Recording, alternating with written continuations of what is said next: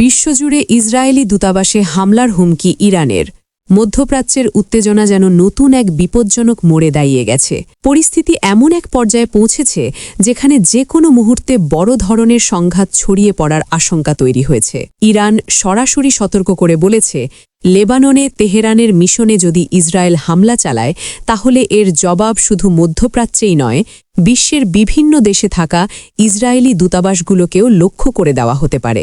ইরানের সশস্ত্র বাহিনীর মুখপাত্র আবুল ফজল শেখরচি টেলিভিশনে দেওয়া এক সরাসরি বক্তব্যে কড়া হুঁশিয়ারি দিয়ে বলেন, ইসরায়েল যদি এমন কোনো আগ্রাসী পদক্ষেপ নেয় তাহলে বিশ্বজুড়ে থাকা ইসরায়েলি কূটনৈতিক মিশনগুলোকে লক্ষ্যবস্তুতে পরিণত করতে ইরান বাধ্য হবে। তার এই বক্তব্যে আন্তর্জাতিক অঙ্গনে নতুন করে উদ্বেগ ছড়িয়ে পড়েছে। বিশ্লেষকরা বলছেন, এই হুঁশিয়ারি শুধু একটি রাজনৈতিক বার্তা নয়, বরং এটি সম্ভাব্য প্রতিশোধমূলক পদক্ষেপেরও ইঙ্গিত দিচ্ছে।